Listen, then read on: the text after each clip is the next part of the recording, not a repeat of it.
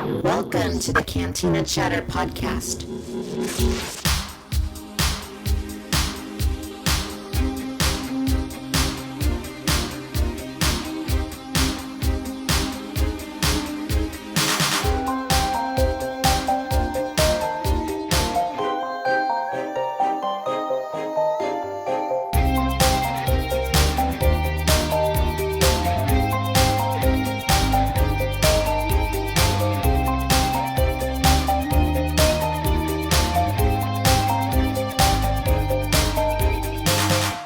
Hello and welcome to the Cantina Chatter podcast. My name is Victoria and I will be your host on this galactic adventure through Star Wars, toys and collectibles, pop culture, and randomness from the 80s and 90s.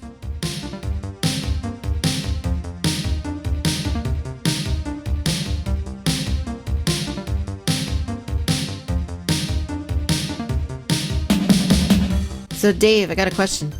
What's up, Victoria? What do you do when it's over? I don't know. I'm going to leave a hole in my heart or something. I don't know where we go from here. Do we really have to wait a whole other year to see what happens next? I know. I mean, this past year went fast, but, looking ahead, a year is so long. Yeah. I mean, I guess when you think about it, on one hand, 2020, crazy year, ended pretty crazy too for me personally. Mm-hmm. But thinking about 2021, could it be better? I mean, if it's better, then maybe we'll have a whole lot of other positive experiences leading up to Mandalorian, and that'll end our year on an even more awesome note. Is that a possibility? I hope so. Because that's what it can only get better from here. This year's been pretty terrible for everyone. So there's light at the end of the tunnel coming. Yeah, I hope so. Before we get started, I do want to mention, if you watch my YouTube channel, you're probably aware of this. You follow me on social media, you're probably aware of this. But right now I'm on the mend from COVID-19.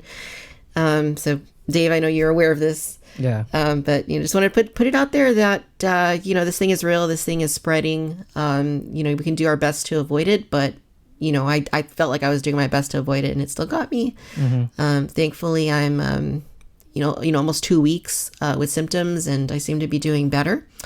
A little slow, but I'm doing better. And just wear your mask, social distance, stay home. Be safe. I mean, I think that's the key thing right now is just, being cognizant, being vigilant, and it sucks, but, I think we need to do what we have to do to be safe. Mm-hmm. Yeah, I'd just like to add, we're recording remotely. Obviously, we're taking the proper precautions here, and just got to say, personally, it's a scary thing hearing when one of your friends comes down with it. I definitely was thinking about you every day that you've been going through this, but yeah, I'm really glad to hear that you're doing better and that you're going through this and being strong. Thank you, Dave. I appreciate that. So let's get right into it. Yeah. So The Mandalorian just ended for season 2. And I think a lot of people everywhere, we talk about this show every now and then. We regroup and we talk about the most recent episodes. And we're always on this emotional Star Wars high. But I feel like right now, they took that high and they just gave us the highest dose possible. And we're all just floating right now. I just want to say, just to look back on this past year plus or so since this show has started, and how have we gotten here? Really, go back in time. If we could tell ourselves this series would end up where we are now, it would just be mind blowing. I mean, how did we get here? Right? This is amazing. It is. I mean, I know we said last time, we almost feel how do we deserve Star Wars this good? It's just. It's really reinvigorated things for Star Wars, but also, a lot of fans have rekindled their passion for the franchise. A lot of people are excited. It's brought in a lot of new fans. I think that's the really important thing to consider, all the kids that are coming in because of Baby Yoda and, lots of new people that don't really traditionally care about Star Wars. I mean, are talking about Star Wars. So, I think that's, we need that lifeblood to fuel Star Wars and the hobby is, collecting and everything. Mm-hmm. So I think that's all great. Yeah, I agree. As much as I loved and you loved the sequel trilogy, it definitely seemed a little stale at the end there with in large and in popular culture. And Star Wars is back. I think I said that last time. And you know, we're collectors and stuff, and I can start to see that. And if I head to my local Target, the Star Wars aisle is bare.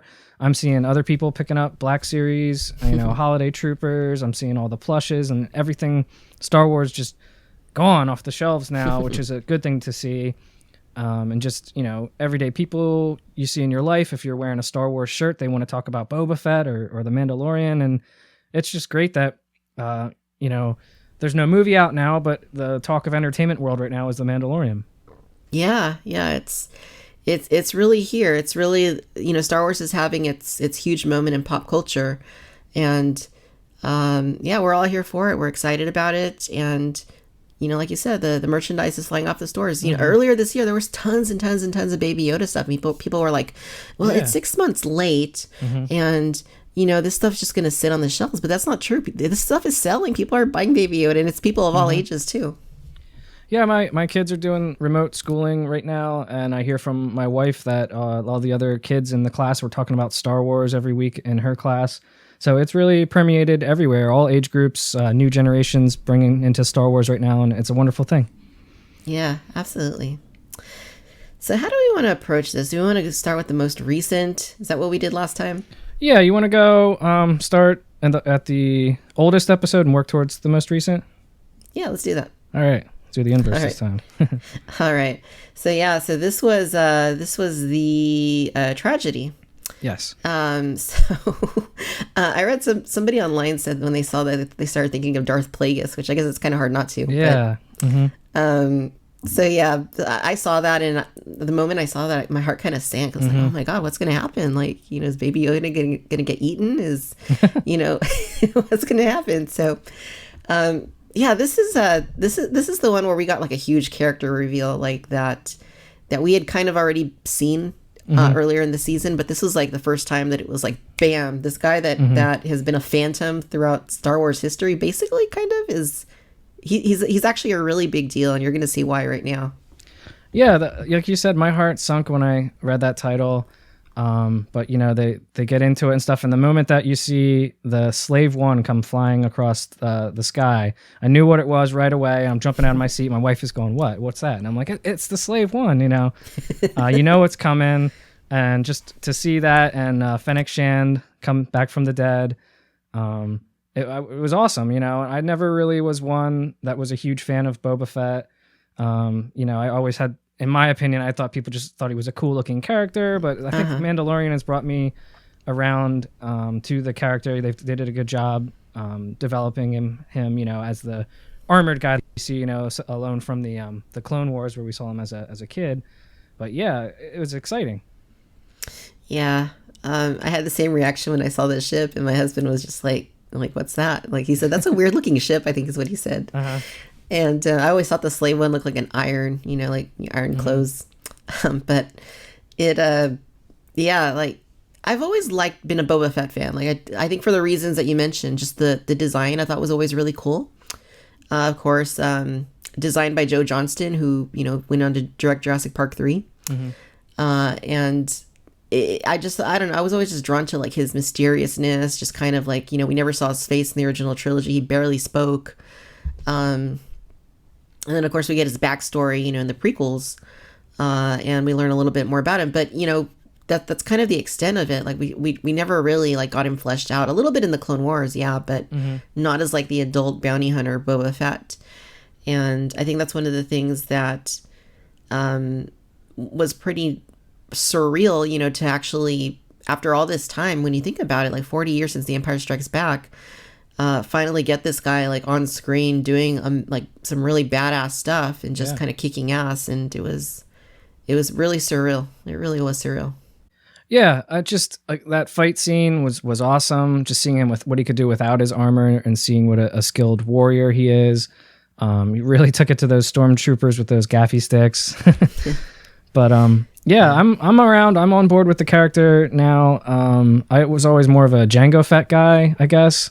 I just don't know why. I just never really connected with Boba Fett. But now that we spent probably more time than we ever have with him on this show, I'm on board now, and I'm really excited for, you know, reveals that we'll get to later on in the show.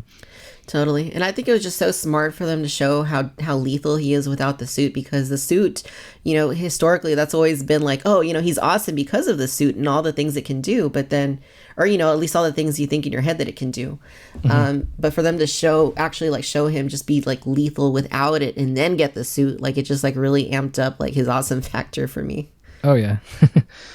And bringing in back Fennec Shan, that was a real talk of the town, that they wasted character that she was in the first season in Chapter 5.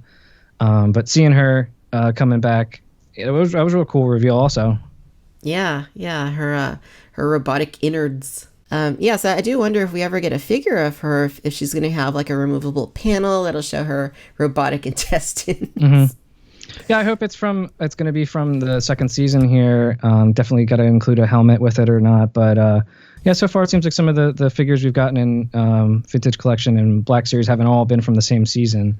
But right. Yeah, I want all the characters if I can. Oh yeah, totally. No. And it was great to see her back. And I think, her pairing with Boba is it just works really well. I love seeing them together. Cool. So this was also an interesting one because, Grogu is Ahsoka said, go to Tython, go to the Sing Stone, and, he can choose his own path. So this is weird because we've never seen anything like this in Star Wars either.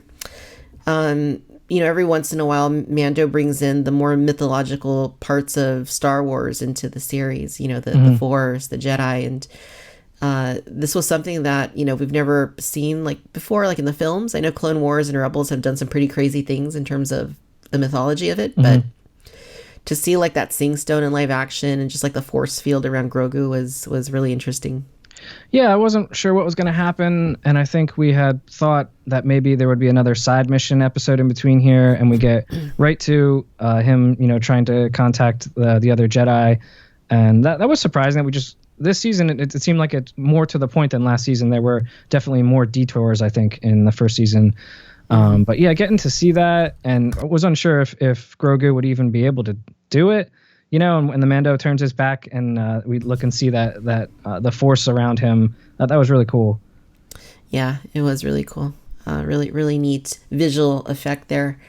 There was a little bit of plot armor, I felt like, with the thing with the rocket pack. That's that's the one thing Boba asked him to remove, was the rocket pack. So he removes the rocket pack, and I guess he just doesn't think like when he needs to go to Grogu, like to put it back on, or he misplaces it. Like I just felt that was a little convenient, but yeah, it was. I agree with him asking him to take it off, but I don't know. He's a father now. He's worried about his kid, and I know how crazy that can be. And you're not thinking clearly. I've had some incidents as a father. I know where he's coming from.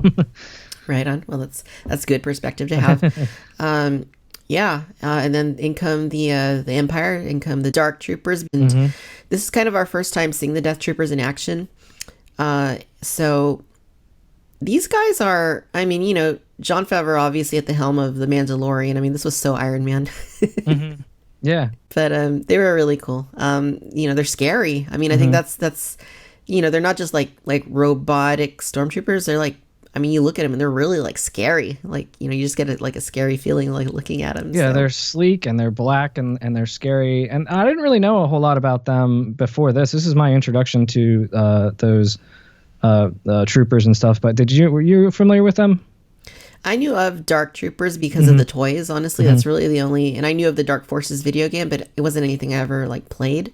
Yeah. But I had figures of Dark Troopers, so I think that was kind of really the only way that I was familiar with them. But they didn't look anything like these ones. Well, I appreciate bringing all the Star Wars stuff into this episode, into the series, because I don't know everything about Star Wars. I didn't know about the the Dark Troopers before this. Things I didn't know about, like the Crate Dragon Pearl and things. That's cool. I'm learning from this series as well. Yeah, I know. It's just, that's one of the cool things too, is that a lot of the little pieces that they're bringing in are just so obscure. Like you mentioned that pearl that you mentioned, like in the Crate Dragon, like. I didn't know what that was. Like it was until after I started reading reviews and people were saying, "Oh, that's actually from this other, thing." So, yeah, no, that's a really cool thing. That's attention to detail right there when you worry about those little things that very few people are even going to have a connection to. So, yeah. But yeah, it's things like that that really speak a lot to the passion of Dave Filoni and Jon Favreau and everybody who's in charge of realizing the Mandalorian. So Yeah, I'm super, super excited to see the next season of the gallery and just to see everything they did with the story and the special effects and things that we get into later on. But I mean, will we ever know if this is a lot of the story group throwing these things in there, or is Dave Filoni really that much of a Star Wars nerd that he just knows everything? But any way they get it done, it's got something for everyone. I think I've said that every time we record, but yeah, again, it just needs to be said. There's something in this series for every Star Wars fan. Yeah, and I think the gallery starts this week, doesn't it?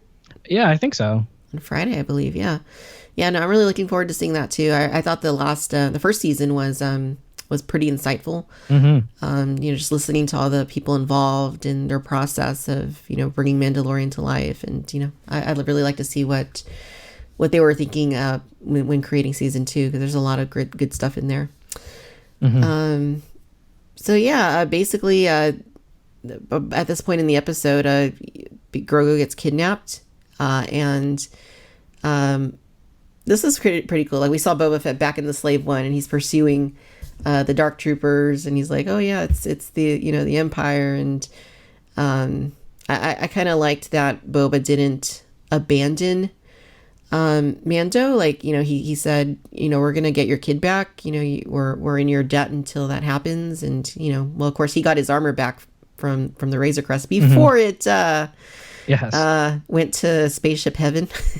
Yeah, let's not skip over that. That, to me, I think was the tragedy. And you've seen the memes with the Hasbro Pulse fires screaming out. But yeah, I didn't grab one, but I felt for you and everyone else that lost a lot in this episode. Yeah, it's I'm not like too mad about it. It's I know some people were kind of a little mad about it. I don't it's we still got a lot of the Razor Crest featured in the show, and it's still always going to be there, like those episodes are still always going to be there, and it's still Mando's like ship, right? So yeah, I'm still going to happily have it on my shelf with all the figures. So blown up or not, whatever, the sail barge blew up. And I still love my sail barge, so yeah. I mean, how many figures of vehicles and stuff that aren't around anymore? I got one of Luke's land speeders, and he only had that for a little bit. And yeah, if you love it, you love it. I'm glad everyone got it, and it looks amazing. Oh yeah, really exciting stuff. All right, so should we move into the Chapter 15, The Believer, would be the next episode. This was the one that featured heavily with Mayfeld, bringing back Bill Burr. Yeah. So at the end of the previous episode, of course, Mando goes back to Navarro with Boba and Fennec Shand, and he tells Cara Dune, I need to get Mayfeld. I need to spring him out of prison. And I was kind of, in the back of my mind, I was kind of like, oh man, why? Like, why? But the truth is, like, I really liked him in this episode. Like, I really liked him. Like, he wasn't the annoying, like, guy that he was in the last season. Like, he actually, like, we actually got to see, like, his perspective and the things that he dealt with as an Imperial. And I think that really, like, not only did that make him like endearing to me, but it also kind of like really fleshed out the other perspective, the Imperial perspective, a bit. So I thought that was a pretty wise way to handle this episode. No, the last 3 episodes of this second season, I thought, maybe they're not like epic, like maybe the middle and the beginning of this season was, aside from the last episode. But yeah, there was a lot of character growth, and it was great to see Mayfeld kind of away from the rough crew that he was. Maybe he was putting on some sort of tough guy front or something. Yeah. And one-on-one, just almost like a buddy cops or something, in a tank. And just really opening up and seeing that he does have a soft side, that he cares, that he's not the guy that we saw before. Maybe his time in the scrapyards there reformed him a little bit or whatever. We just get to see the real him. But yeah, he did a much better job, and the performance was definitely much better than the first time we saw him. Yeah, that's no, that's a good way to put it. It was neat to see. I think this planet. I kind of felt it reminded me a lot of from the Rise of Skywalker. Where they had the Rebel base. I kind of felt like it was the same. I don't think it is, but I just felt like they looked exactly the same, basically like a jungle planet. Big like Scarif vibes. Like I just felt like I was back in Rogue One with all the Rogue One troopers again that we see, shore troopers, and that like jungle-ish looking kind of planet. I know it wasn't the same, but that was the same tank, right? That Jyn Erso was in Rogue One. No, it was different. No, it wasn't. Okay, a little bit different. Very similar. The one from Rogue One was the turbo tank, the one that we see in Revenge of the Sith. Okay. And then this one, very similar, like with the wheels and everything, but very similar, but a little bit different. But either way, I mean, obviously a callback, and like you said, all the troopers, like we can't forget all these troopers because you had Death Star gunners, you had stormtroopers, you had like the hover tank, combat assault tank pilots. Drivers, you had the shore troopers, like you said. You had the you had all kinds of troopers, and it was just, I think, TIE pilots. So yeah, it was just like a mix of kind of like greatest hits of all the Imperial like types that you've seen throughout the Star Wars saga, and particularly the Disney Star Wars saga. And I love that. I mean, to me that's like, oh, toys. Like, that's the first thing I thought about, toys. Yeah, this to me it also does a lot to build the galaxy more in this time period that we're on. Because I was under the impression that almost all the Imperials had left, after the Battle of Jakku, and to see what Moff Gideon is doing, and to see this base that's just like a secret base that is still thriving, very strongly. As the Empire, it's cool to see that there is a lot more to these remnants than we were first led to believe, back in season 1. Yeah, totally. In season 1, we just thought, oh, it's just like the client with his like 4 like stormtroopers, but then at the end of the that season, you get Moff Gideon and all his guys, his platoon of troopers, and then this season you realize, oh well, even on Navarro there was another outpost with a bunch of troopers, and then you see Moff Gideon's his cruiser in this season, with his officers and his dark troopers and all that, and then you even get like you're saying, like this planet that has this hidden base that's been hidden there all along, and Mayfeld knows about it because he was a trooper, but nobody else is aware that this is even going on. So yeah, like the Imperial Remnant is more than I think, we imagined it would be, like after Return of the Jedi, after season 1. So it's just, just kind of getting to explore that a little bit more. I think it's fascinating for one, but it's also, like you said, really interesting that the Imperials are this powerful after all this time. Yeah. And then there's so much going on in the galaxy now. And, we think we know what's going on between episodes, but really we don't. Yeah, and I think a lot of people have highlighted the scene with Mayfeld talking to his former what was he? He was like kind of like a former like squad leader or something, right? Yeah, I think he said it was his leader. That's Valen Hess, I believe, right? I didn't. Okay. Kind of just looking it up here now, but yeah, he had a great performance. That officer, just the way that he spoke and the way it was delivered and stuff, and the confrontation with Mando there, where he had to remove his helmet to get the coordinates to Moff Gideon's ship. Just showed how far the character of Mando has come, Din Djarin. That he's at the point where he's got to, break his code. It sets together everything that we've been hearing this season, where he's been challenged about, the way that he's living his life, the way that he follows the Mandalorian code, and what he would do to get back something that's really important to him. Yeah, totally. It was, really cool, really cool scene. And, I think, the more we see Pedro Pascal unmasked, I think is not anything to complain about. So. Yeah, I just wish my Black Series figure looked a little bit more like Pedro Pascal. Looks like he came back from the dentist or something and his teeth pulled. Yeah, I can't disagree with you there. But yeah, no, that was really good stuff, really cool stuff. And I mean, I kind of love too how like Mayfeld was like, he's still kind of the tough guy. He still said, oh, well, he kind of hinted they had to die because they never saw your face. So, but I like that he didn't really make a big deal about it. He just kind of left it at that. He didn't like, for all the fuss he made about the taking off his helmet in the last season and this season, like once it actually happened, like he just didn't really make a thing out of it. So I thought that was pretty fun. Yeah.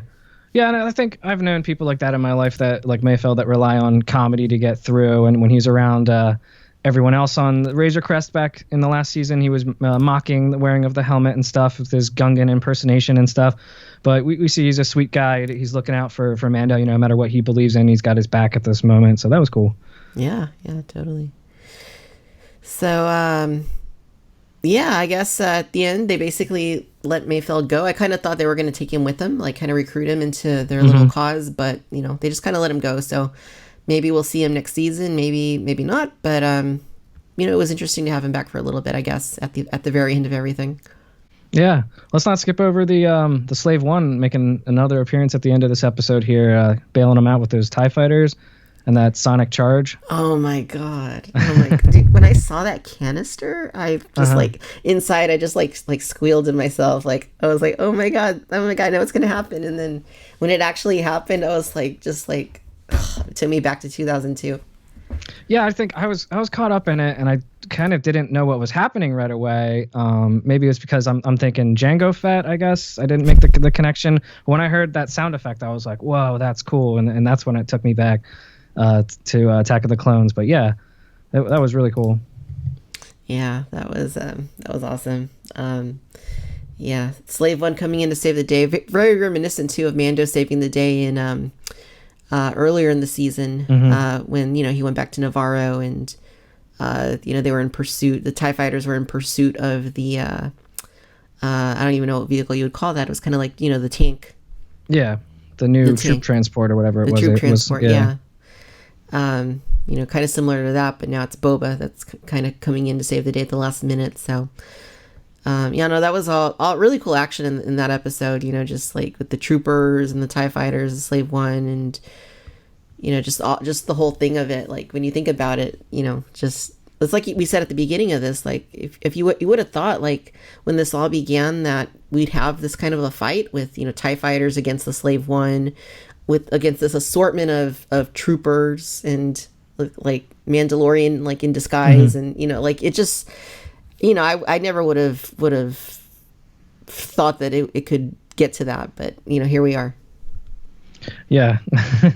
there's so much here, and I'm glad we had where we do with Boba Fett, because it was worrying me a little bit here that he's putting on his chauffeur hat flying everyone around the galaxy here, but we're getting to a cool place with Boba Fett, and it's coming up here in the next episode.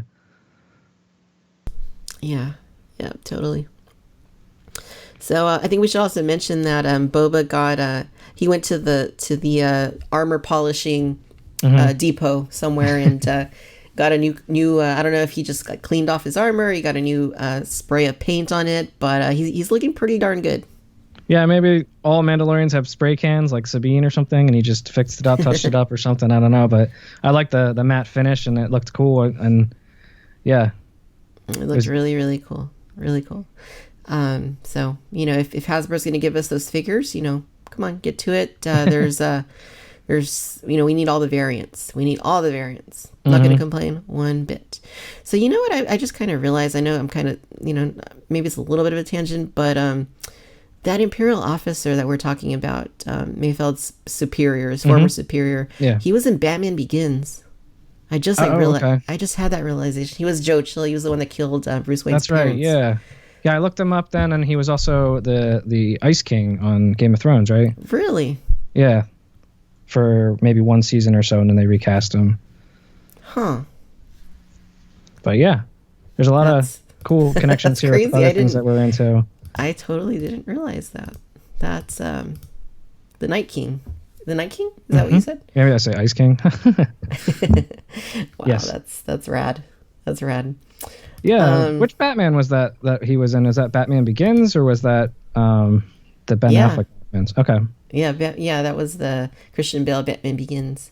Yeah, they all blur together since there's always a scene where he loses his parents at the beginning of like every Batman. Yeah, basically, yeah. But, I love that series, the Nolan Batman series. Oh yeah, it's the best. Anyway, so I guess that takes us into the season finale, doesn't it? Yeah, we have chapter 16, The Rescue. It's the final episode of the second season here. We start off with Slave One chasing an Imperial transport, shooting out, and it turns out to be they're chasing some pilots, shuttling Dr. Pershing around. Yeah, this was every time we go into this these new episodes, you kind of wonder, how's it going to start? What's the first thing we're going to see? And this one, they just got straight to the action. It was a Slave One pursuing the Lambda Imperial class shuttle, and I don't think we've seen one of these shuttles in. I'm trying to remember the last time we saw it. I know we had it in Return of the Jedi, and I think in Rogue One we saw it as well, but it's been used pretty sparingly, like so far. They were in Rebels a bunch, weren't they?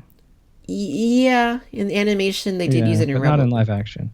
I think it was a variant of the Imperial shuttle, but yeah, seeing it in live action was like actually seeing it like in action, you know what I mean? Like in battle, like was something new. So I liked that a lot.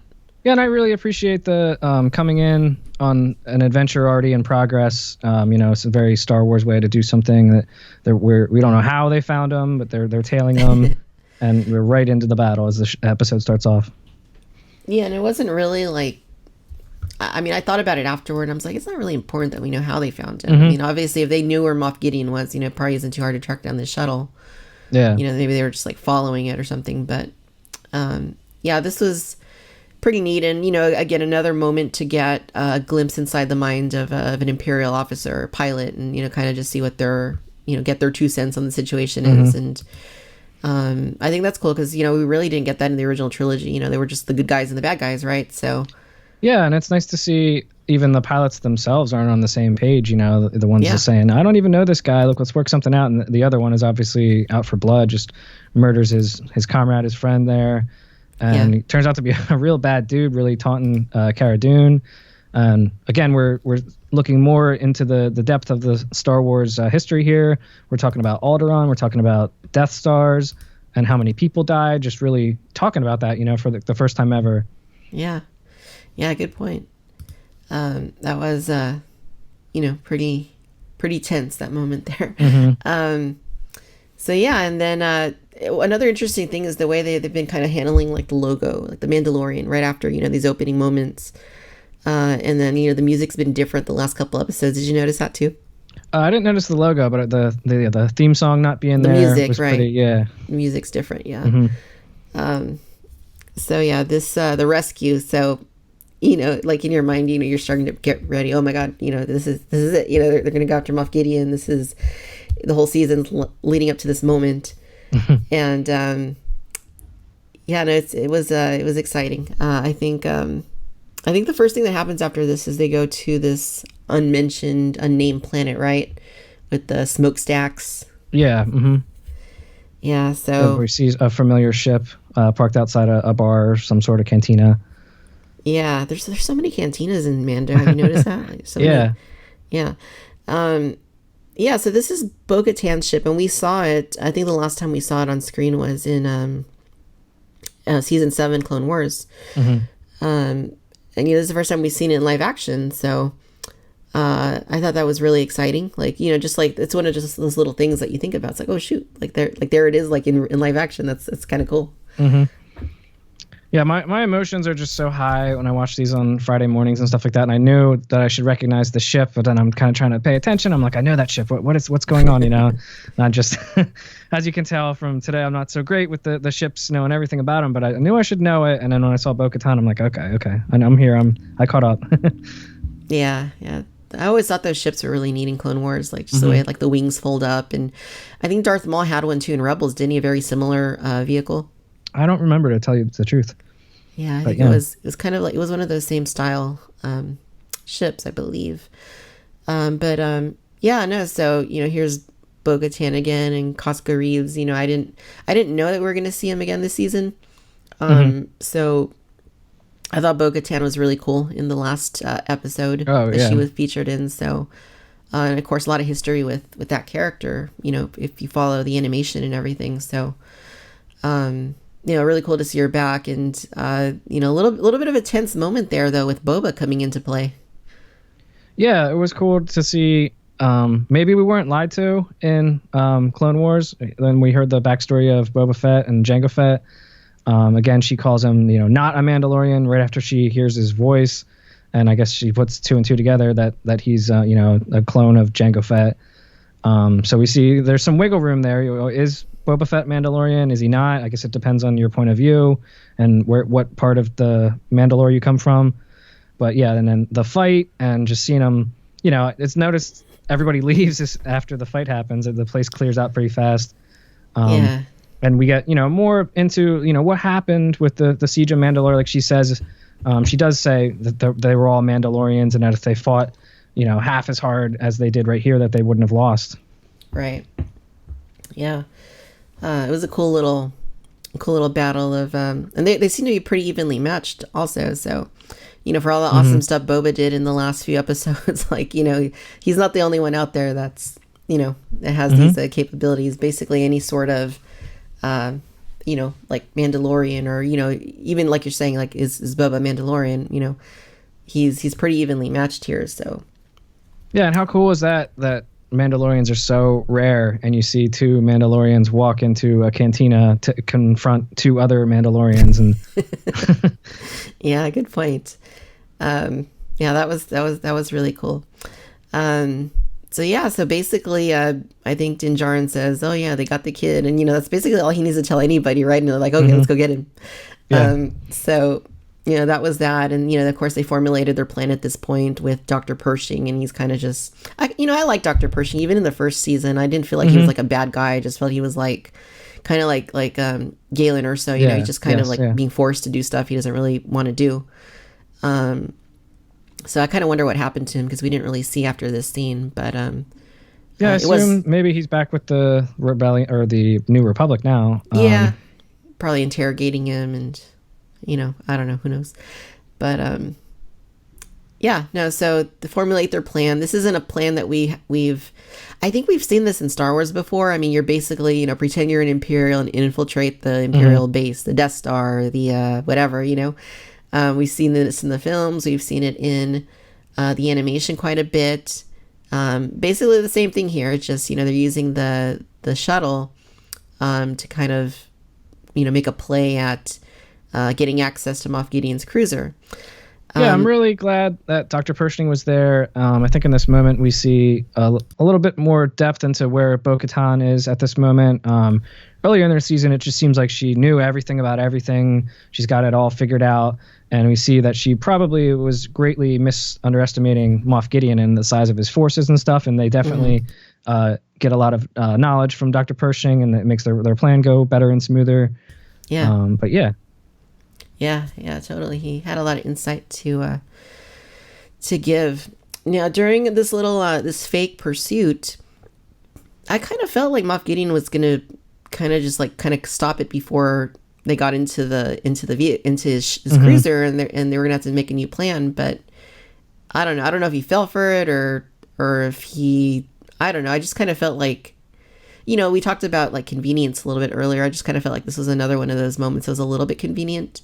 Because I don't know. I just kind of felt like he was gonna be like, it's a trap, or it's not real, or something. Yeah, maybe he's not like as smart as, let's say, a Thrawn or something. Maybe he relies more on, he's got the dark saber. He maybe overestimates how brilliant he is.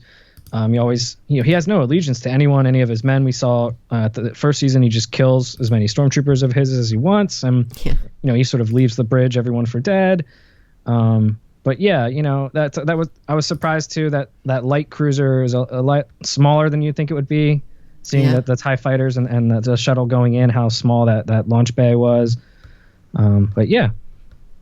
Yeah, it's definitely not like a Star Destroyer. It's like maybe like the tier below that or something. It's smaller, but it's still a new vehicle we haven't seen before, and still something that's obviously pretty big because yeah.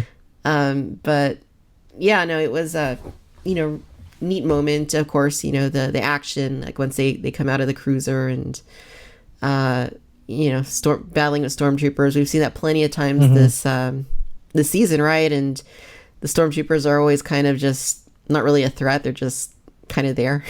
Yeah. Why do they even wear that armor, right? Yeah. Just getting blasted. But a really cool moment here, and halfway through, I realized that we were watching an all-female, characters going in and just owning the ship and just taking it all down.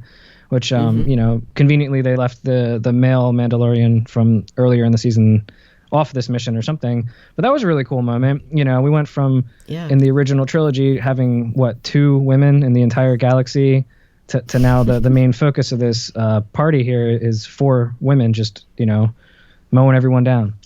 Yeah, it was great. And I mean, it was done too, like pretty tactfully. It wasn't like, when you watch like Infinity War or Endgame, it's they really call attention to it. It was just kind of like it just was what it was, in this episode. Like I said, I didn't even notice. It wasn't like they stopped and were like, "All right, girls, you ready?" It just happened. Exactly. Yeah, no, it was really cool to see. It truly was like, just like when just going along the cruiser and just kind of taking out the troopers, getting to the bridge. Eventually they got there, of course. That was awesome. I really appreciated the whole all that action, and of course Mando going on his own little mission. And oh man, we got to talk about this fight between him and Gideon. Yeah, that was so cool. Just to show you again the depravity of this character, Moff Gideon. He's standing over Grogu with the Darksaber, and just the way he waves it over his head, just taunting, is sick. And then it's just, you didn't know if you could trust him or not. And again, he tries to just trick Mandalorian and just starts fighting. And you find out that this was part of his plan all along. I guess he must have come up with this, from the seat of his pants as soon as he realized what was happening from the bridge, to just, sacrifice everyone on his ship as long as he can get out. Yeah, it was, you're right. He's pretty ruthless. He doesn't care about, if he needs to kill him, as we see later in the episode, but it was brutal, just like that. He's like, "Oh, take him, I'll just go my way, you go yours." And then just Mando, I don't know that Mando fell for it per se, but I think he was kind of giving the benefit of the doubt in that moment. But just like the way that like Gideon unleashed on him was just freaking brutal. Like the do you think he like planned to be killed or something? Because like he has to know, he knows a lot. He has to know that the Beskar is going to stop it. And it just seemed like he was just attacking everything Beskar on Mandalorian there. He was hitting his helmet, it's hitting any piece of armor when he could have, maybe strike them somewhere else. Yeah, I don't know. I kind of feel like I don't see why he would have not wanted to kill him. So I don't know if Mando's just so well wrapped in Beskar that, he just couldn't get a good shot, because Mando was moving too, so maybe he tried to go for more vulnerable areas, but just couldn't get them because Mando was like moving his body and blocking. But this fight was awesome. Seeing them go, I didn't think we were gonna get this in this episode. Like I kind of thought they were saving Gideon for Bo-Katan, and obviously I think that's kind of what people it probably just wasn't just me, but the whole thing of the Darksaber, like earlier in the episode, she built it up. I need to get the Darksaber back. I need Gideon to surrender to me. And so just to see them go like at it like this, I thought was unexpected, but it was also just really well choreographed. Just the whole like fight was just really really intriguing. There was tension in it. I didn't know if the Beskar was going to fail the way it was heating up there. Yeah. It was, real savage and primal the way they were just going at each other. And I was unclear, is this a happy accident the way the plan turned at the end of the fight, that he obviously knew a lot more than Din Djarin about where the history behind this Darksaber was. But we find out that Din Djarin obviously this is the way. Maybe it doesn't teach him everything about Mandalorian culture. He doesn't know a whole lot about the Darksaber or right. What's going on with the factions and how to unite Mandalore, but you can just see the grin that Moff Gideon has when he knows that what has happened, and just when they go back to the bridge is Yeah. well acted. And It is interesting, and I know that Mando is part of Death Watch, right? They're the ones that rescued him when he was a kid. And Yeah. so he's obviously oblivious to a lot of things, but I kind of feel like at the same time, like Moff Gideon's almost a little bit like Thrawn in that he, Thrawn was very like interested in like the cultures of the galaxy, Yeah. Like I feel like we see this a lot with Gideon too. Like he just like he's just really brushed up on his Mandalorian history, and he obviously knew everybody's name at the end of the first season. Like he knew who everybody was. Like he seems like he's generally on top of like knowing his enemies, I guess. Or Yeah. but yeah, it is interesting because you're right. I mean, when you think about it, like Mando doesn't. He's such like he's more of almost like a Mandalorian than like in the sense of being just so by the book, like, or at least he was earlier in the season than like Bo-Katan. They're talking about him not taking his helmet off, things like that. But at the same time, he doesn't know things like the dark saber. He doesn't know about, like, it almost sounds like he didn't really even know about the state of like Mandalore, the planet, like earlier in the season. And I'm thinking maybe that's going to be something in later seasons that they address with Mandalore. But yeah, he doesn't even know who Bo-Katan is. You'd think there would have been history there with the people that raised him and stuff. Yeah. So I don't know. Maybe there was some sort of purge of what was going on, just trying to build this, religion, the sect of this religion up. Yeah. But yeah, there's questions there that not everything makes sense. I'm sure it will in time. Could have been like a similar purge maybe of information, kind of like what you saw with the Empire, trying to get rid of information about the Jedi, and just like trying to kind of erase, like, kind of indoctrinate everybody, like, to be pro-imperial. Yeah, and they did lose everything, so maybe that's just a casualty of the purge of the war, that another generation has come up now and just doesn't have access to, right. There's no internet in Star Wars or anything, they don't have this information, so. Yeah, true. Yeah, so I guess this takes us to the bridge. Mando defeats Gideon, and like we said, this fight was epic. It was just like visually stunning. This is, I think, where things start to really like heat up and get, I mean, as interesting as they already were, like they really start to get interesting in these moments. This was very interesting.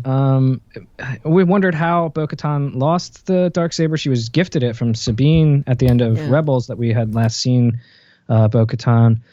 And first reaction was, why can't she just take it? That's how she got it the first time. But I guess, hearing what Moff Gideon has to say, I guess it kind of seems like maybe her claim to it wasn't legitimate when she did have it. Maybe that's why she lost it, or maybe she gave it away or something. But she is not happy when it comes on. No. You can see, Yeah. I've been thinking about this a lot, and I've been reading what other people have been saying online. And like, I mean, when Sabine got it, I don't think she didn't get it in combat, right? She found it like in Maul's, like she got Ezra it from... found it. Okay. Stole it from Maul's collection, and then they brought it back to the Ghost, and then I guess it had ended up in Kanan's hands, and then they decided to give it to Sabine, and Sabine didn't really want to lead Mandalore, and so she gifted it to Bo-Katan, and she took up the mantle of the leadership, and that's where that storyline left off. Okay, so maybe because Sabine didn't get in combat, she had I don't know, the right to give it to whoever she wanted.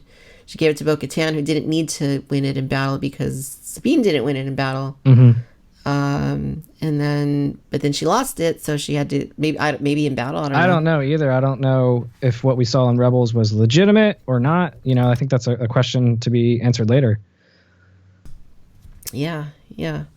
So maybe the thing of it is that you do have to win it in battle if you lost it, but if you lost it and you didn't win it in battle, I don't know, or maybe I'm not sure if I've thought of this myself, or maybe I read something that maybe her claim was never legitimate and that she was unable to unite Mandalore because they did not see her as legitimately possessing the Darksaber. Yeah, that's a possibility too. There's just a lot we don't know, and I assume that with the next season, and as they continue to flesh this out, we'll learn more about the situation. But I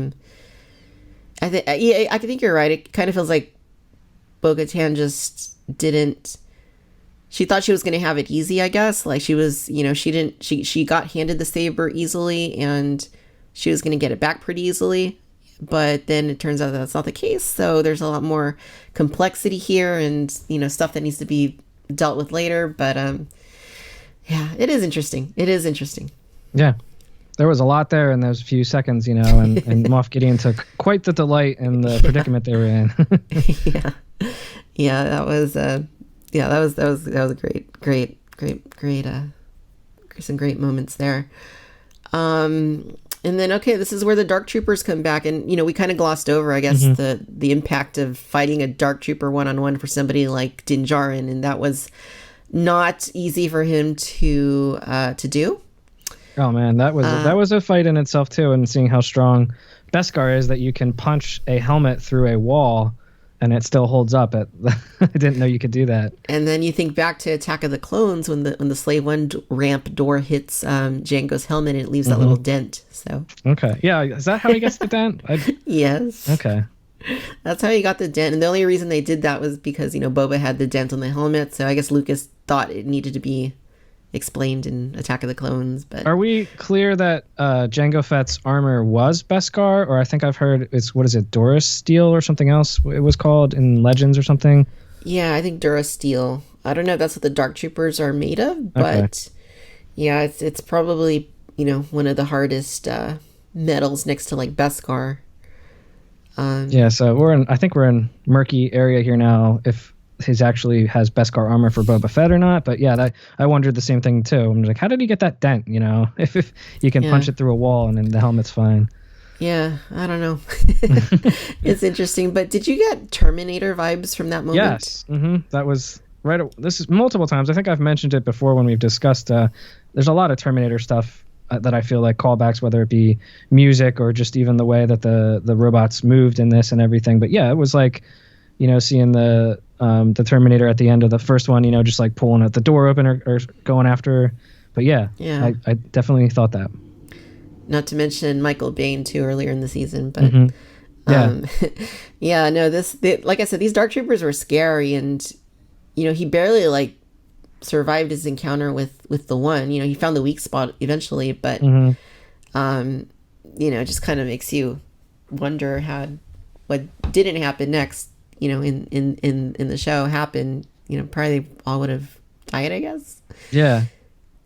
So this is the moment here where all hope is lost, and Moff Gideon is taking delight at where they're at in this predicament here, and it looks like they're just going to be obliterated by an entire squadron of the Dark Troopers when we get an alert and a X-Wing just kind of flies by, and Cara Dune kind of brushes it off. But I think anyone who's been a Star Wars fan for multiple decades, knows what's about to happen. You mean Trapper Wolf's going to come and save the day? Yes, of course, Trapper Wolf. Yeah, this was great. Like as soon as like the X-Wing, as soon as I didn't think about it at first, but when she said, "Oh, great, one X-Wing, we're all saved," I kind of thought, well, oh yeah, I mean, of course it's only one X-Wing, and then you look at it on the monitor, and Luke's X-Wing, like Red 5, has like a gap in like the red stripe on the side. So I caught that like when they showed it on the monitor, and like I knew instantly, like, okay, that's Luke. But I wasn't sure. I was like, are they going to toy with us? Is it going to be somebody else in Luke's X-Wing maybe, or is it not Luke's X-Wing and just something else? Like, I don't know. Maybe it's another Imperial that's like sneaking in. You just don't really know. I thought it was right away. The X-Wing in just as recently as last year has come back big way with Rise of Skywalker. I didn't catch those details. I'm not as detail oriented as you, but I figured maybe it was because you knew probably a Jedi was coming. But it just reveal after reveal, and I still couldn't believe it. I'm like, oh, it's his cloak. Is that really him? Is that really him? And I saw his belt. And I'm like, is that really him? Is it him? And you see the green lightsaber in the hilt, and I'm like, oh my god, it's yeah. And then I wasn't sure where they were going to go with it. Is this going to be like a over the shoulder shot, where it's just kind of like, that's Luke Skywalker from behind. But the way it was revealed, and just wow, emotional. I was tearing up a little bit. This whole end scene, I look over, my wife was crying. It's just it's so impactful. And again, when you step back and looking at where these characters are in this universe, nobody knows who Luke Skywalker is. Maybe Moff Gideon did, but they are rare, far and few between. They don't even ask him his name; just ask, "Are you Jedi?" I don't know. What do you want to speak to? Anything? How you felt in this scene here? There's just so much I could go on and on. And there's so much.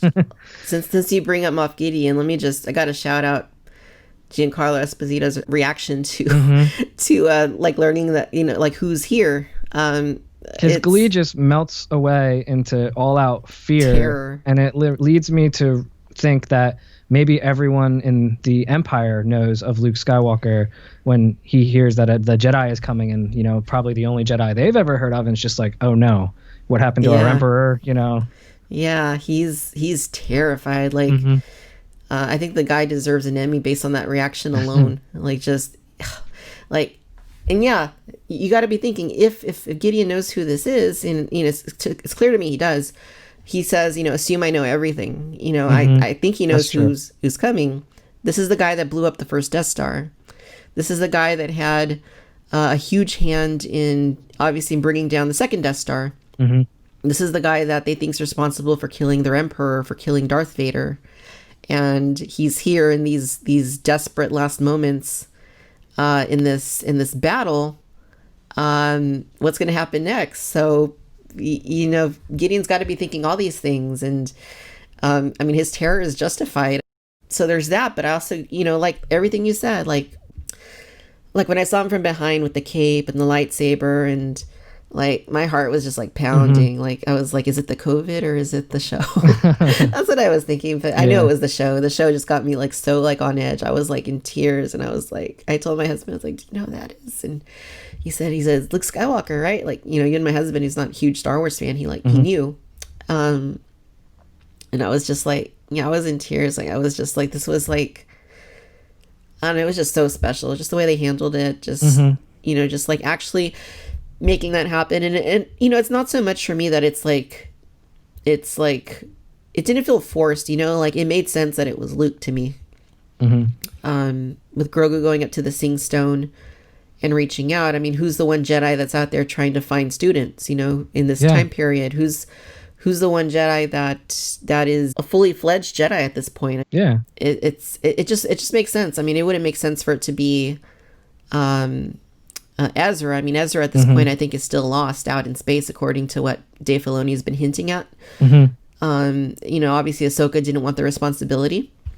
So, I mean, it just made sense that it would be Luke. And just the emotional impact of that, I think, was, for me, and it sounds like for you too, it was just so heavy hitting. And to me, it doesn't really, people might say, oh, it's convenient, or, it's just, it's Luke. But I mean, I feel like it doesn't, the details of that don't really matter to me. Like, if you lose that emotional impact by making it somebody else, then, I mean, what does it really matter at that point? It's like, it matters because it's Luke. You feel that way because it's Luke. You feel that way because there's that history of this character that you loved and grew up with and looked up to for, all this time. And, to see him like come in and like save all these people you've been following the last 2 seasons and demonstrate, why he's Luke Skywalker. I thought that the whole thing was just so special, and it just like really left me with an impact. No, you're right. And I think the last time we spoke, I had mentioned something that I had hoped it wouldn't be Luke Skywalker. I was kind of hoping for an Ezra or someone, but everything you said is right. It had to be Luke, or there's just too many questions with the story. And I was afraid, I think, as a fan, that what happened the last time we had Luke Skywalker in a movie was so divisive and stuff. And, some people loved it. Some people didn't like it. I personally liked it a lot. And I know people that really, really hate it. But they did it in a way, I think it's almost universally loved. And it paid tribute to, as being a lifelong Star Wars fan, just so many things in there. He moved like Anakin. Yes. There was, to me, it felt like Qui-Gon and Obi-Wan fighting battle droids in episode 1. Yeah. It just the way it moved. I've always wanted to see that. After when I was a kid and there was only the original trilogy.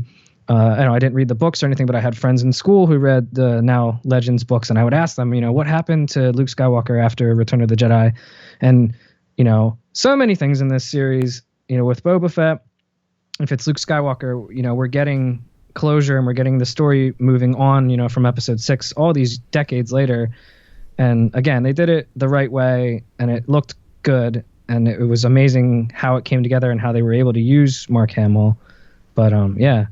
What else can you say? We could do a whole show just on this scene. I know, it was epic, like for all the reasons that you've outlined as well. I mean, just, you're right. I mean, just the way he moved, just like so reminiscent of Anakin, like taking down the Separatists, of course the Rogue One thing. I'm sure you've seen the Rogue One comparison with Vader, just like, very similar like beats, like, throughout the choreography. And yeah, and then when you finally when he puts his lightsaber on his belt and then he like lifts his hood down and he's just like all calm. It was just wow. It's wonderful, and we have friends and stuff who, or other people just what might call it just a glorified cameo or something, but as you said, it had to be him, and I think a lot of the legacy characters that are in the Mandalorian, it had to be them. It makes sense. It's not just a glorified cameo with like a Ponda Baba or something in Rogue One that didn't really need to be there. It makes sense with the story, and that's why it's emotional and impactful to us. Totally. And another thing too that occurred to me was, Yoda did the bulk of Luke's training, like, on Dagobah, and when you see, like, you think about Vader saying, the circle is now complete, and you see that at that last moment where he's holding a baby of Yoda species, and with R2, and then it just kind of ends right there, like it just kind of like brings that into, it closes that circle, and now Luke is going to pass on what you presume Luke's going to pass on what he's learned to help teach this Grogu. So it just, really poetic. And I just think the whole thing, like, just tied together the season so well. And just left me very happy as a Star Wars fan. Yeah. This new format that we're doing, we're not taking any notes or anything, just kind of speaking from the heart. And I did write down one thing. To me, Star Wars is about family, about found family. And I think this whole ending scene is what Star Wars has always been, whether it's Luke Skywalker losing his aunt and uncle and joining the rebellion, and Han and Leia are his found family, whether it's Obi-Wan and Anakin, that they find each other through the Jedi Order and that they are brothers, or even in the sequel trilogy, Rey has no point in the story, until the end, and her family that she chooses to become a Skywalker at the end, or, chooses your friendship with Poe and Finn. That was what it was all about. We have Din Djarin, again, his found family of being a Mandalorian, and he just is kind of going about his thing, being a bounty hunter or whatever. And at the end, just getting that beautiful reveal where he takes off his helmet to show that he's grown as a character, that he's changed, and the love that he has for this found child that's just now his son. And like what you just said about Luke, and the Jedi Order, and his family is the Jedi and stuff now, and the ties between whatever the species is for Yoda and Grogu, and just seeing that, and it just everything just came together at a head there. That just, this was Star Wars to me, the way this ended. Beautifully stated, Dave. Yeah, that's awesome. And I agree. I mean, it's about the found family. I mean, whether you, even before that Leia and Luke are siblings, that camaraderie you see at the end of A New Hope and Empire, when the big three are together, even extending, like you're saying, the sequel trilogy, people coming together, for common causes because they believe certain things. They share the same morals. I mean, you're right. That's Star Wars. That's what it's all about. And I think even in the real world, that's really what it's all about. I mean, we can't help where we're born, who our family is, but we can choose the things that we decide to do with our experiences. We can choose, who we are friends with. We can choose the things that we want to do. We find people like that, and we find those families, and I think that's what it's all about. And it's you're right. I mean, it's all about finding what it is that's special to you, and living through that. And yeah, I love that. I think that's very beautifully stated. Yeah. That's just what it's always been to me, and we all, as fans, we get hung up on who's actually related, who's a Palpatine or who's a Skywalker or whatnot. But when it comes down to it, it's about the relationships that these characters have with each other. And that's why I think this was beautifully written. It really comes from the heart of a Star Wars fan, and they prove that they get it the way that these 2 seasons ended. Yeah, totally. I mean, very well said. I don't have anything to to add to that. Yeah. I guess I just want to say that season 2 was freaking incredible. I know we talk about little nitpick things that we notice. And I could we got to talk about the end scene still, by the way, the end credit scene. But yeah, there's I think as a whole, it's just done so much for Star Wars that we haven't quite seen in a long time. And I think that's why it's really resounding with a lot of people, and why everybody's latching onto, especially like you were saying earlier, 2020, tough year, tough times, but then we have this Star Wars to help keep us going and to keep us strong and to keep us happy, and I think that's great. Yeah, I'm still hung up on that scene. I just rewatched it again today. Yeah, I gotta watch it again too. I've seen as soon as I finished the episode, I was like, I gotta watch it again, and I did. So I saw it twice. But anything you want to add about, like, obviously the emotional impact I don't think it takes away from it, but do you want to talk a bit about how they brought Mark Hamill back, or? I don't really know, and that's what I'm saying. I'm excited to see what they say in the gallery series, but it was like, for me, like 95% of the way there. I'm glad that I'm alive in this time period, because if they did this 10 years ago, before streaming services, before the deep fake technology, I guess you want to call it, it would not have been possible. We might get something along the lines of what comes to mind is like a CW series like Supergirl, where they talked about Superman, and it was just kind of, that first reveal, like, oh, here's Luke Skywalker, and there's the shoulder. See, that's him. So yeah. I'm really appreciative that we can get something as close to a 1983, 1985 Mark Hamill, and that it looks as good. And yeah, it's not perfect, but that makes me happy. Yeah, you're right. It's it will be interesting to see once that gallery episode comes out, where they're talking about that, because I'm really eager and curious about it. But it's also that Mark Hamill was involved. I mean, obviously he's responsible for this, bringing this character to life, way back in the day, and the fact that he still has a role in Luke Skywalker's continued history, I think is awesome. So maybe he'll be on that episode, and we'll get to hear a little bit of his his perspective. I'm excited to hear it too, because I would like to also hear address some of the rumors that I think cannot be believed now based on where this season ended up. Talking about the Pedro Pascal rumors and the Mark Hamill rumors about how they're so fed up and done with Star Wars. And, there was that thing going around where Mark Hamill had written a goodbye letter to Star Wars, and obviously not. Yeah, you're right. So post-credit scene, tell us a little bit about what happens after the credits roll. Well, I was kind of walking away, and I just let it play, and I didn't no idea they were going to do this like Marvel or something, which it was odd. They didn't have the the concept art at the end. It was completely different from beginning to end, like you said.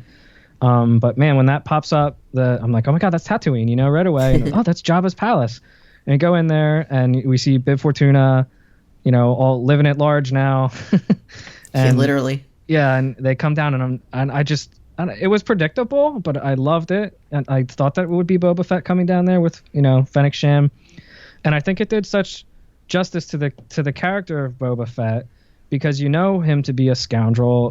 The way the child version of him was portrayed in Clone Wars, he was vile and just not just disgusting, annoying little kid, and he's hanging out with the scum and the villainy and the evilness and stuff.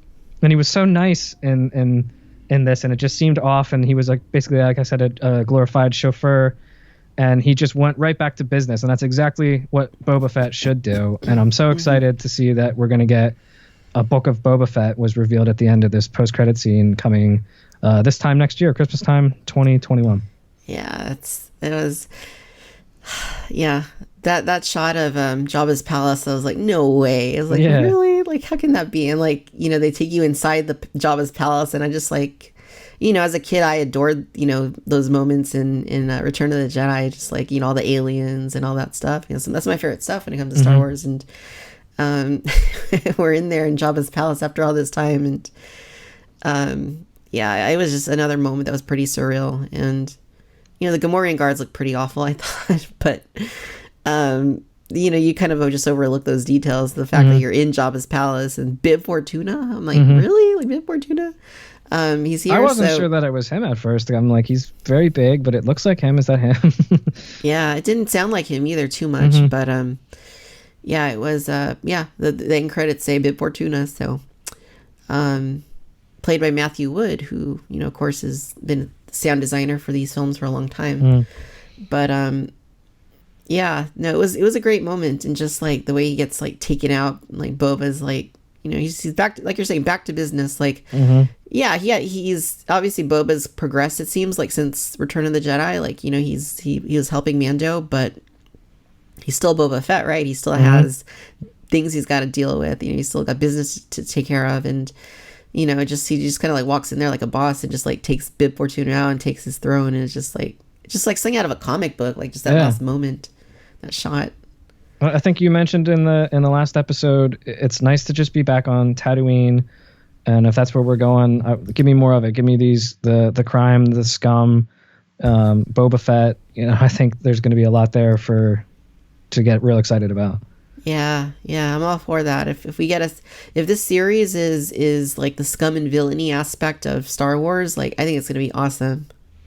Now, I when I first saw this assumed that this would be a second series running, and I think a lot of people assume that. But as I kept thinking about this all day long on Friday, I've heard other people say it since. Do you think that The Mandalorian takes a detour and goes and tells the story of now Boba Fett is the Mandalore that we follow for season 3? I mean, that kind of, I understand the logic behind that, but I really think it's a different, I think it's a limited series is what it sounds like from what I've gathered. So I think it's something separate. I think we're still going to get Mandalorian proper around the same time next year. And then this is going to be like, I hope we do. You know, there's a lot there to see what Din Djarin does, Bo-Katan does. But yeah, I guess we're going to get 2 series at the same time is what it sounds like now until we get an official confirmation from Lucasfilm or Disney. Yeah. It's interesting too, because, you know, all the series that they announced like last week, you know, there were tons and tons of new Star Wars series that are coming out. And, you know, this was something they just kind of saved for this last reveal here at the very end. So yeah, I assume we'll get details on that pretty soon. I can't imagine they'll go too long without, you know, expounding on, you know, what the book of Boba Fett is exactly. Maybe they're going to give it a week or so until everyone stream the show to preserve the reveal before they go announcing that would make exactly sense. Is going to happen. Yeah. But yeah, this was a fun one to discuss. Man, you know, this was probably better than these 2 seasons were probably better than any movie we've gotten in a long time. So yeah, Star Wars seems to be back on track. Like you said, there's a lot coming. We've got 10 episode or 10 series on streaming on Disney Plus in the next 5 years, I believe they said. So yeah, it looks like this is where Star Wars is going to be for at least the next 2 years until 2023. So yeah, we started off with this first show, you know, great, you know, and hopefully these characters continue on this show. But yeah. Yeah, I mean, if these other series are every bit as good as Mando's been, I mean, I think they're going to be okay. I mean, I'm a little worried that it's this many this quickly, but I mean, as long as they're of the caliber that Mando has been on every level, you know, special effects, the acting, the the writing. And I know that some things aren't always perfect, but as long as these shows are on the same caliber as Mando, on the whole, I think we're gonna be okay, and they're gonna do just fine. Yeah, I mean, these are just, it's Star Wars, It's this very family-oriented ordeal for me. My whole family gets up on Friday morning and we watch the new episode. So I understand, and there's definitely criticisms to be had with the writing. They're not going to win an Oscar for Star Wars for anything other than maybe sound effects and sound design and special effects, But it's going to be it's a nice, well-written story that all ages can, my 6-year-old can sit there and know what's going on. And 40, 50-year-old people that were young when the original trilogy come out can sit there and understand what's going on. So I think they're doing it right. And maybe with some of these other series, we'll get some stuff that dives deeper into a character study or something, in this big galaxy or whatever. But yeah, the criticisms people have, it's right, but I think it sat well with me and with you in the end. Yeah, I think that's a really good way to say it. I mean, it's been very accessible to people of all ages. It's been appealing to people of all ages, and it's a series like this is pretty easy to follow. Star Wars is very vast in terms of all the films, in terms of all the jumping around in the different timelines, in terms of all the animation and the games, the comics, the books. But a series like this, pretty linear, and it's familiar yet fresh. And it incorporates, some of the best elements that, when they make sense, that people and fans love. So, very successful on all fronts. And I'm really looking forward to seeing what they do with season 3. All right. Yeah. Well, Dave, it's been a blast. Thank you for recapping The Mandalorian with us. Looking forward to doing this again next year when we come upon season 3. In the meantime, where can our listeners go to find you online? I'm on Instagram under Jurassic Dave 93, Twitter, same handle, Jurassic Dave 93. And you just want to message me or comment on any of my pictures or anything, and we'll have a discussion about anything at all that you want. I'm happy and open to talk to anybody about anything you might be interested in and that we talk about here, that we talk about on Twitter or whatnot. But yeah, I look forward to these conversations. It's such a great way to end the year and to just talk about Star Wars and all come together and just have a good time. So thanks so much, Victoria. Of course. Thank you. Really appreciate your insight. Final Cantina Chatter episode of 2020. All right. Yeah. And good stuff. So thank you, my friend. And looking forward to our conversations in 2021. All right. Take care.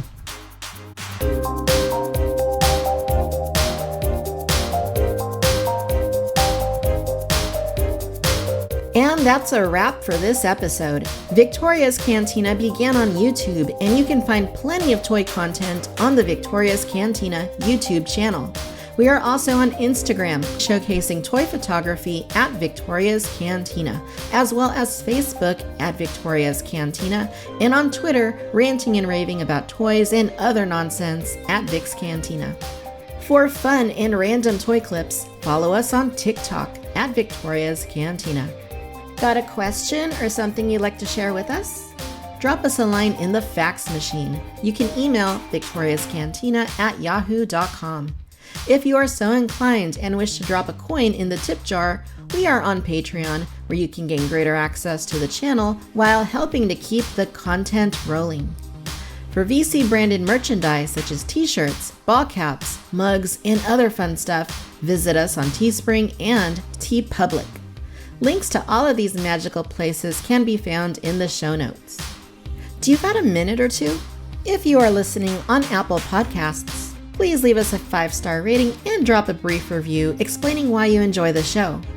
As always, I'm Victoria, and no matter where you're listening out in the galaxy, I'd like to thank you for tuning in to the Cantina Chatter podcast.